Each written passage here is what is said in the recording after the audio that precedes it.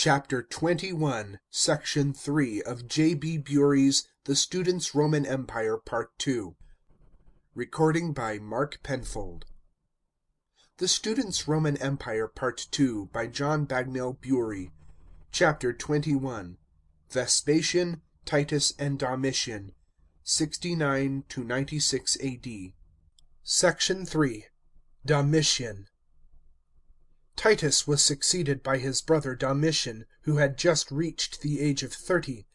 It has been already mentioned how he escaped from the sack of the Capitol by the Fetelians, and was saluted as Caesar after the Flavian victory. But Mucianus did not allow him to exercise political power. He was eager to win military fame, like his brother, and wished to take part in the Batavian War. But Mucianus urged that it would be enough to exhibit the pomp of the Principate at Lugdunum, as Cerealis had nearly finished the war. Domitian yielded, but was so disgusted at his want of influence that when he returned to Rome he refused any longer to act as a figurehead in public matters, and retired to a villa on the Alban Mount, where he lived with his mistress Domitia, daughter of Corbulo, the hero of the Armenian wars. But in the few months during which he had represented his father, he had tasted the pleasures of power and sovereignty, and he felt bitter when, after his father's return, he was kept strictly in the background. He lived with his father, and it was thus clearly shown that he was under the patria potestas. He was jealous of his brother, who had been made consort in the empire. While Vespasian and Titus were born in the Sella, Domitian had to follow in the lectica. He was 6 times consul, but only once at the beginning of the year 73 A.D., and then because Titus retired in his favour. He still yearned to distinguish himself in warfare, and when the Parthian king asked for Roman help against an invasion of the Alans, Domitian left nothing undone to induce Vespasian to send him, and when Vespasian refused, he tried by gifts to induce other eastern potentates to make similar requests for help. Outwardly, indeed, Domitian received all the honours which an emperor's son might expect. He was allowed to wear the laurel wreath, his image was represented on coins, and his superscription, along with those of his father and brother, on public buildings. He was made a member of all the sacred colleges. But he had no political influence, he was given no opportunity of winning military renown, and no mere outward marks of honour could reconcile him to his position. It was said that on his father's death he formed the plan of bribing the praetorians to make him imperator by a double donative.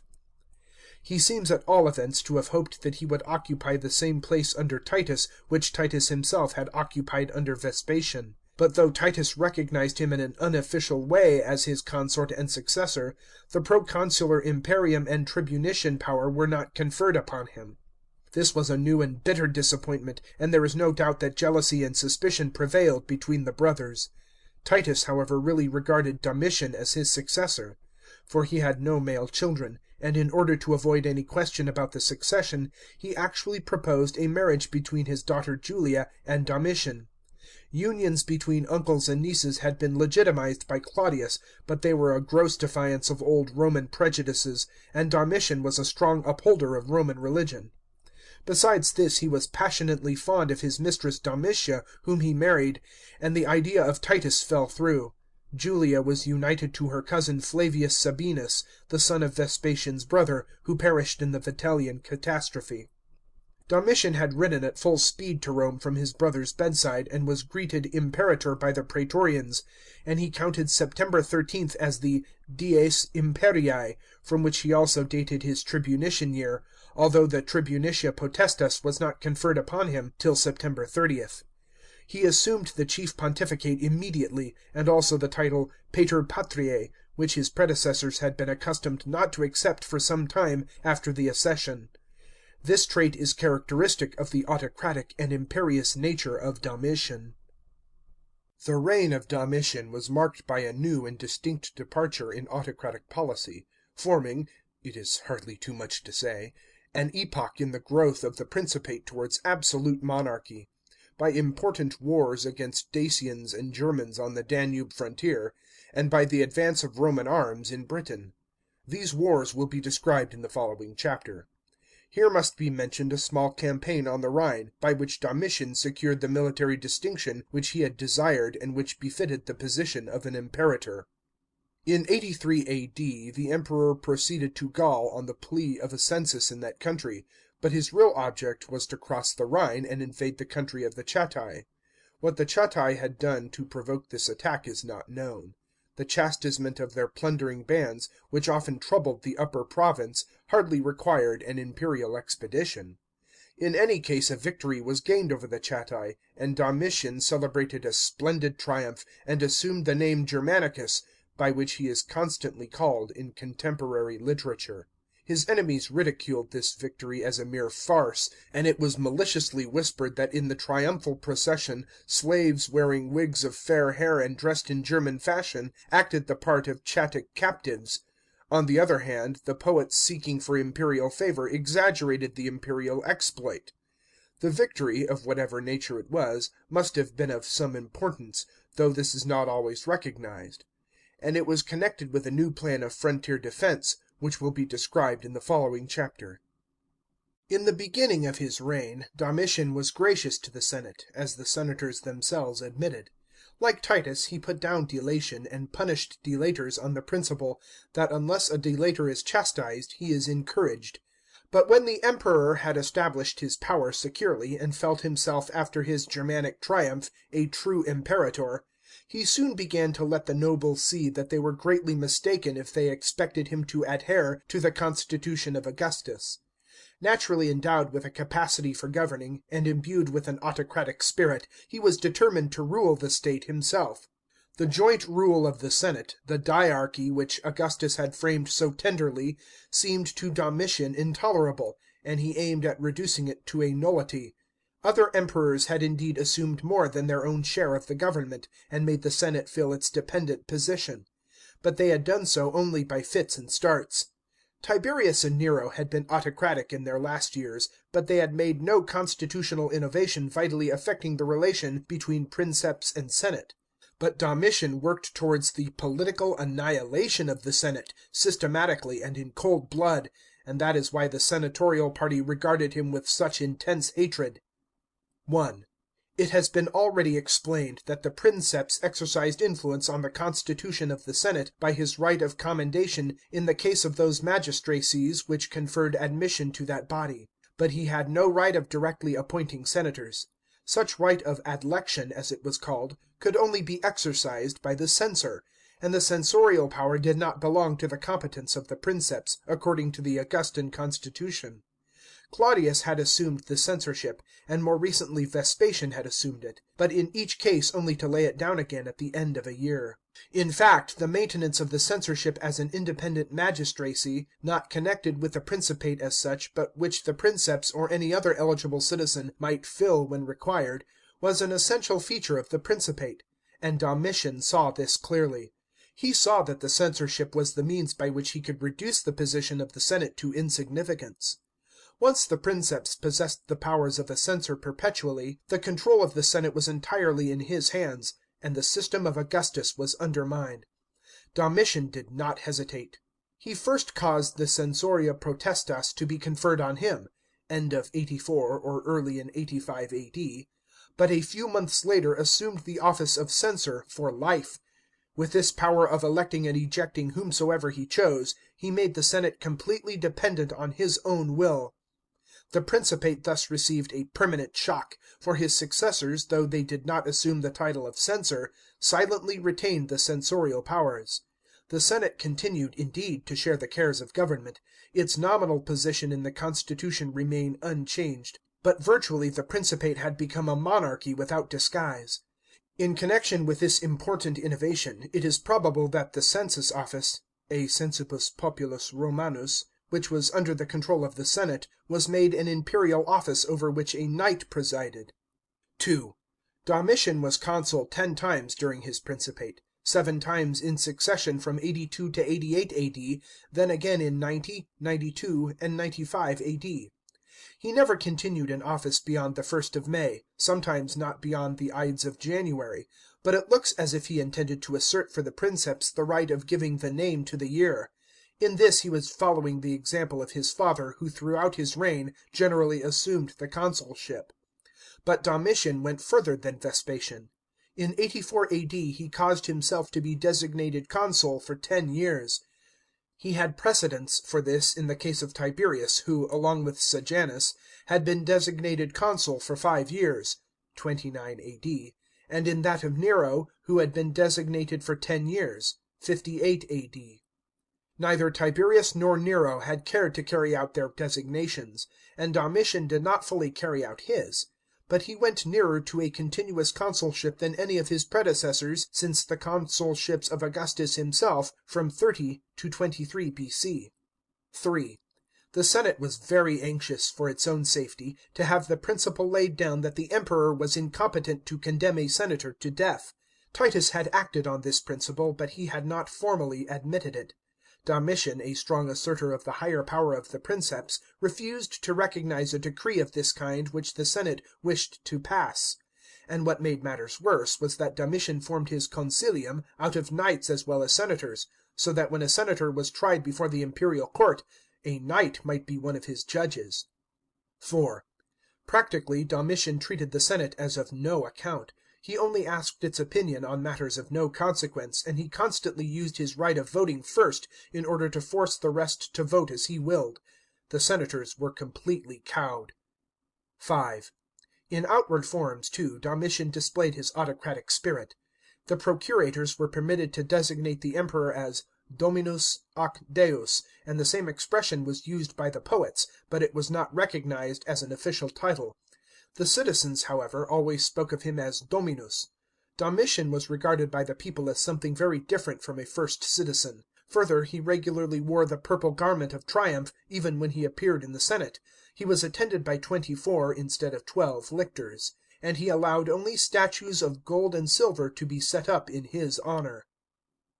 If Vespasian had made Augustus his model, Domitian derived precepts of government from the memoirs of Tiberius, a book which he constantly studied. Like Tiberius, he was an able and clear-headed ruler. He controlled with a strong hand the officials both in the provinces and in the city. Only those were appointed of whose personal devotion the Emperor was secure, and this principle was applied even to senatorial provinces. Candidates whom Domitian mistrusted were induced to withdraw, and received in compensation the proconsular salary of 1,000,000 sesterces. But Domitian, unlike Tiberius, did not suffer the praetorian prefects to gain any political influence, like that which Sejanus and Tigellius had possessed. In this he was following the example of his father. Domitian was fully conscious that the independent position of the Emperor in regard to the senate necessarily rested on the support of the army. The Flavian dynasty had been set up by the soldiers. Both Vespasian and Titus had maintained its military character. But Domitian went even further than they in displaying the importance of the legions, and in emphasizing his own character as imperator. His breach with the senate rendered him more dependent on the favour of the army. He added a very large item to the yearly expenditure by increasing the pay of the legionary soldiers by 1/3, from 9 to 12 auri, and that of the praetorians in a similar proportion. The ordering of the finances was one of the most difficult problems for Domitian, as for his father. The extravagance of Titus had diminished the full treasury of Vespasian, and Domitian had no intention of resuming Vespasian's policy of parsimony. On the contrary, Domitian was a most open-handed sovereign. His liberality to his friends was profuse, and like Titus, he entertained the populace with frequent games and shows on a magnificent scale. On these occasions he distributed congiaria, or bread money, among the poorer citizens, at the rate of 300 sesterces each. He tried to diminish the burdens of the people, and cancelled arrears due to the aerarium of longer standing than 5 years. He abandoned the claim of the state, which had been enforced by Vespasian, to the unallotted strips of land in Italy. In his financial measures he was assisted by the advice of Claudius Etruscus, who had been a minister of Nero. But a policy of this kind could not be permanent. The wars in Britain and on the Danube were costly, while the buildings which he undertook and the spectacles which he exhibited demanded immense sums. To increase the tribute and oppress the mass of the population was against the traditions of the empire, and especially opposed to the principles of Domitian. He was thus placed in the same circumstances which had driven Gaius and Nero into a systematic course of plundering the nobility. But other motives, along with these financial necessities, contributed to make the last days of Domitian a reign of terror for the aristocracy. His wife Domitia had borne him one son, who had died in childhood, and without an heir Domitian did not feel secure. He saw in every distinguished man a possible successor, a possible assassin. His suspicions and fears were confirmed and increased by the rebellion of L. Antonius Saturninus (probably early in 88 A.D.), the governor of Upper Germany. He was a man of noble family, and had accomplices in the senatorial ranks. He induced the 2 legions which were stationed in his headquarters (11 Claudia and 21 Rapax) to proclaim him Imperator, and he relied for the success of his enterprise on the assistance of the free Germans beyond the Rhine, doubtless the Chatti. The revolt, however, was promptly and unexpectedly suppressed by L. Appius Maximus Norbanus, who arrived with the 8th legion, and defeated the forces of Saturninus, who had not received the aid of his German allies, because the ice on the Rhine had suddenly thawed and prevented their crossing. It is not known for certain where Norbanus and his legion came from, but it seems probable that he was the legatus of the legion stationed at Moguntiacum, and thus a subordinate of Saturninus, who was doubtless stationed at Vindonissa. The battle took place perhaps in the neighbourhood of Basilia. The news of the revolt caused great consternation at Rome, and Domitian himself went forth to suppress the pretender, but heard on the march that Norbanus had anticipated him. Domitian left nothing undone to discover the fellow conspirators of Saturninus, and Roman senators are said to have been subjected to horrible tortures in the investigations which followed. Many were put to death, and almost all the officers in the rebellious army were executed. From this time forth Domitian developed into a suspicious tyrant, somewhat like Tiberius in his later years. He hated and feared the aristocracy, and the aristocracy hated and feared him. His niece Julia, whom he had refused to marry, but whom he afterwards seduced from her husband, Flavius Sabinus, had exercised upon him a softening influence, and after her death in 89 A.D. he felt that he had no one whom he could trust. He still devoted his time to public business with unwearying diligence, but he lived solitary, inaccessible, and misanthropic. At a later period he made some provision for the succession to the Principate. He had 2 cousins, Flavius Sabinus, the husband of Julia, and Flavius Clemens, husband of Flavia Domitilla. Domitian let it be understood that he destined the 2 infant sons of Clemens to be his successors. He changed their names to Vespasion and Domitian, and entrusted their education to the learned Quintilian. Another cause which operated in converting Domitian into a tyrant was the continuance of that irritating and obstinate Stoic opposition which we have seen at work under Nero, and again under Vespasian. In 93 A.D. a number of these worshippers of Cato fell under suspicion, and were punished. Herennius Senecio had composed a panegyric on Helvidius Priscus, who had perished under Vespasian.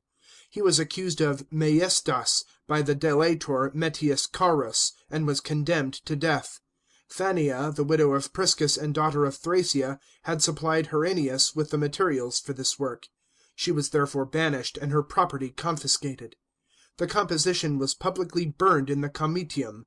L. Junius Aurelianus Rusticus, the ape of the Stoics (Stoicorum simia), as an opponent called him, was condemned to death on a similar charge of having published laudations of Thrasea and Priscus.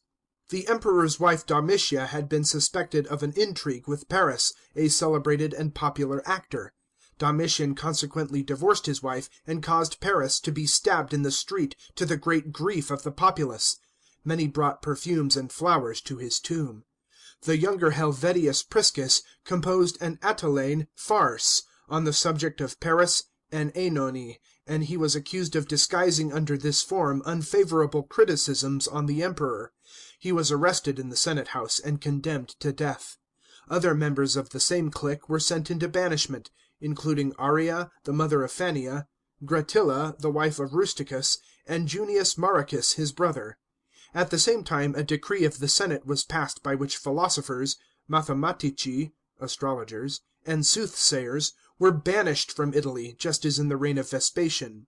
This decree affected, among others, the Stoic Epictetus and Dion, called Chrysostomus (golden-mouthed), a native of Prusa, whose interesting rhetorical essays are still extant. Domitian's suspicious hatred of the aristocracy, caused by his childlessness, and strengthened and increased by conspiracies and by the opposition of the party of Priscus, co-operated with the financial straits to which he was reduced, to bring about a repetition of the unjust executions and confiscations which had stained the last years of Nero. The system of delation which Gaius, Nero, and Domitian had each in the opening years of his reign sternly and honestly rejected, was called into requisition by Domitian, as well as by the other two. Among the most prominent delators were Catulus Messallinus and Metius Carus. M. Aquilius Regulus, an able orator who was regarded with jealousy by Pliny, and Massa Baebius, who, having been proconsul of Baetica, was accused of extortion by Pliny and Senecio, and was condemned. Perhaps the part which Senecio played in the trial had something to do with his own condemnation shortly afterwards. Another prominent favourite at the court of Domitian was a man of low birth named Crispinus, a native of Egypt, who, coming to Rome, at first dealt in salt fish, but was presently exalted to the rank of praetorian prefect. He affected the airs and dress of a dandy, and seems to have been detested as an insolent upstart. Domitian knew that conspiracies were formed against him, and as he could not lay his finger on them, innocent victims often perished. His cousin Flavius Sabinus perished on suspicion of treason. The two whose death excited most indignation were Flavius Clemens and Epaphroditus. Clemens was his cousin, and father of the presumptive heirs of the empire. He and his wife Flavia Domitilla had been converted to a foreign religion, and this was made a charge against them.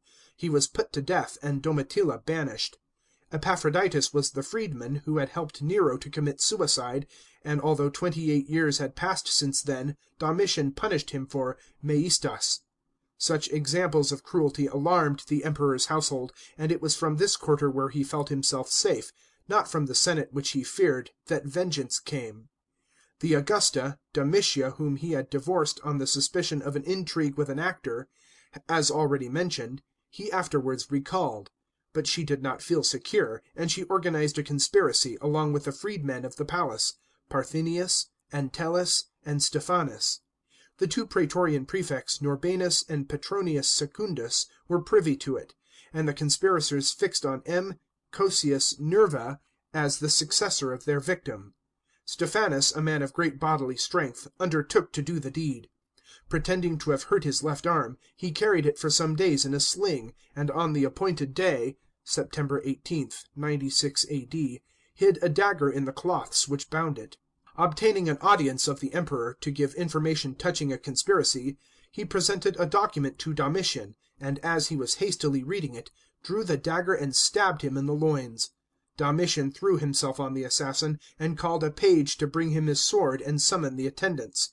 But the sword, which lay under a pillow, was useless, for it had been tampered with by the precautions of the conspirators. As Domitian wrestled with Stephanus, the other conspirators rushed in and dispatched their victim. The attendants arrived too late to save their master, but in time to slay Stephanus. The Senate rejoiced at the death of the tyrant whom it detested, and the senators hastened to the Curia to express their long-concealed hatred without restraint. His statues and busts were torn down, and it was resolved to destroy everything that suggested his memory.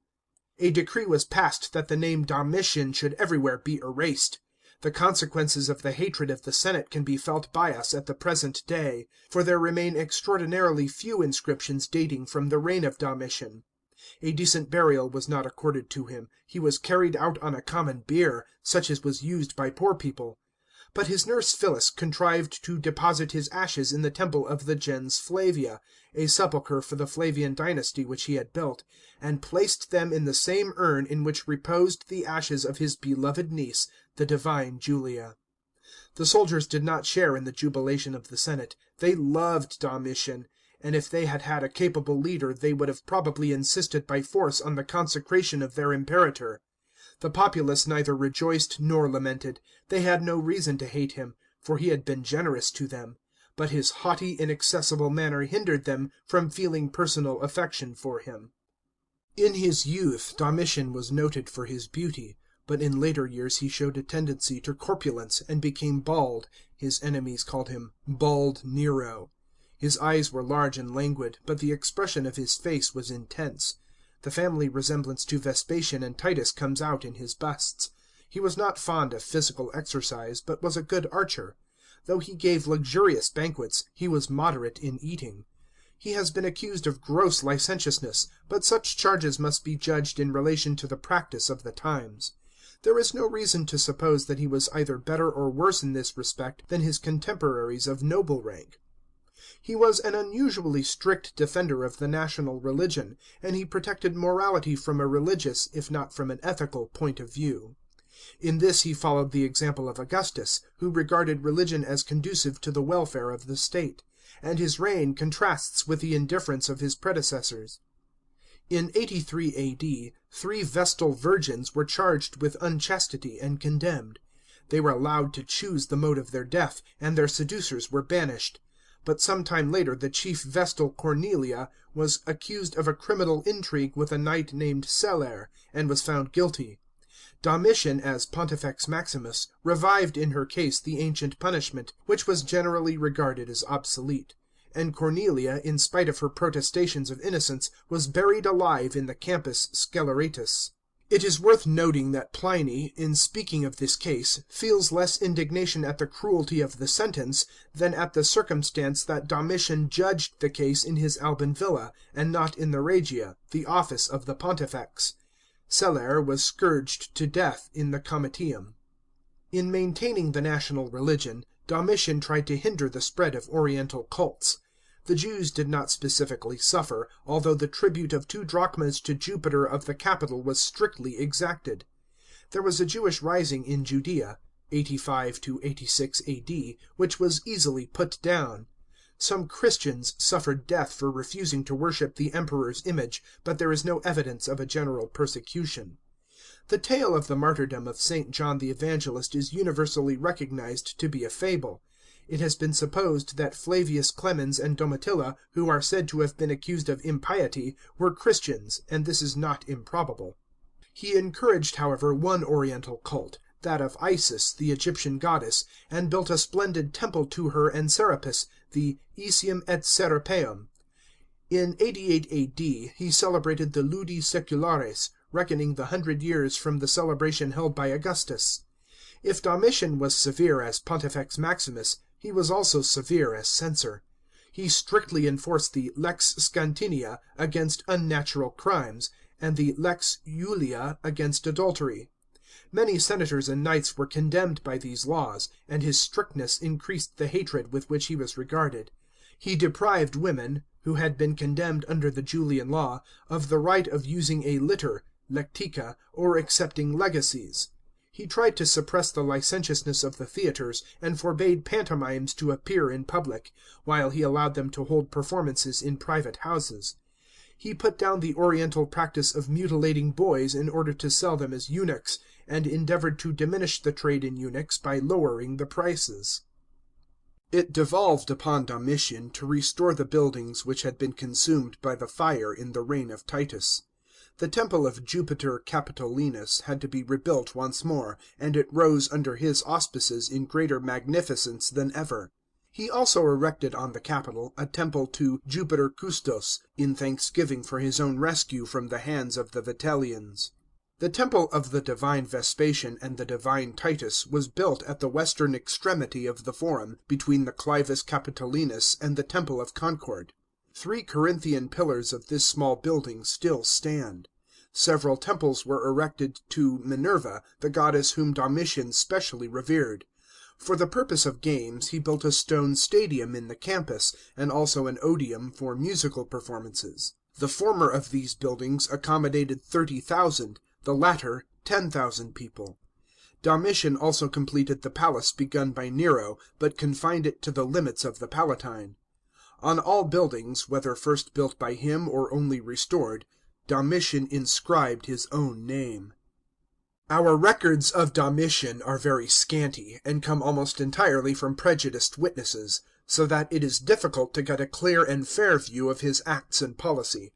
On the one hand we have the flatteries of the poets who courted his favour; on the other, the venomous invectives written by members of the senatorial party, like Pliny and Tacitus, after his death. Martial and Statius generally speak of him as a god, and all that appertains to him as divine. Capitoline, the epithet of Jupiter, is applied to him. He is the Ausonian Jupiter, and Domitia the Roman Juno. To Tacitus he is a tyrant without a redeeming virtue, and so the aristocracy in general regarded him. His contemptuous treatment of the senate, as far as it was represented in the Emperor's consilium, is cleverly travestied by the satirist Juvenal. The scene is placed in the end of 85 A.D. The members of the council, such is this true history, were suddenly summoned in haste to the Emperor's Alban citadel. They were, it seems, 11 in number, and in twice or thrice as many verses their crimes are succinctly traced for us with a pen of cynical sincerity. One after another pass before us.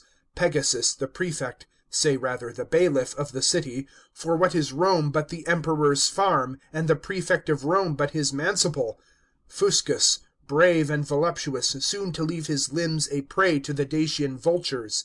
Crispus, a mild and genial graybeard, who has long owed his life to the meekness with which he has yielded to the current, and shrunk from the vain assertion of independence.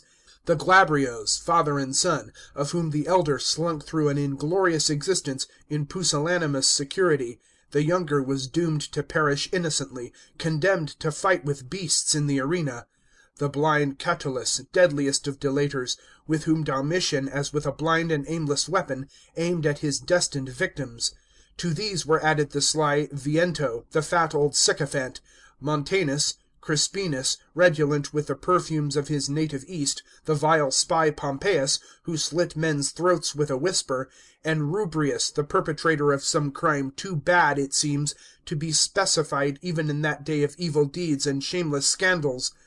Such were the men who now hurried in the darkness along the Appian Way, and met at midnight in the vestibule of the imperial villa, or the tyrant's fortress, which crowned the long hill of the ascent to Alba.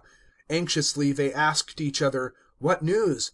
What the purport of their unexpected summons? What foes of Rome had broken the prince's slumbers, the Chatti or the Sicambri, the Britons or the Dacians?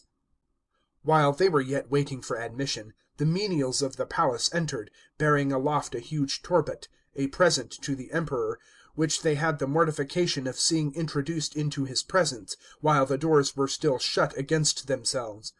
A humble fisherman of the upper coast had found the monster stranded on the beach, beneath the fane of Venus at Ancona, and had hurried with his prize across the Apennines, to receive a reward for so rare an offering to the imperial table.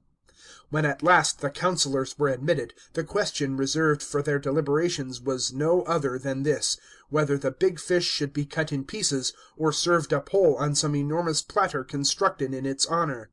The cabinet was no doubt sensibly persuaded that the question allowed at least of no delay, and with due expressions of surprise and admiration voted the dish, and set the potter's wheel in motion. End of chapter 21, section 3. Recording by Mark Penfold.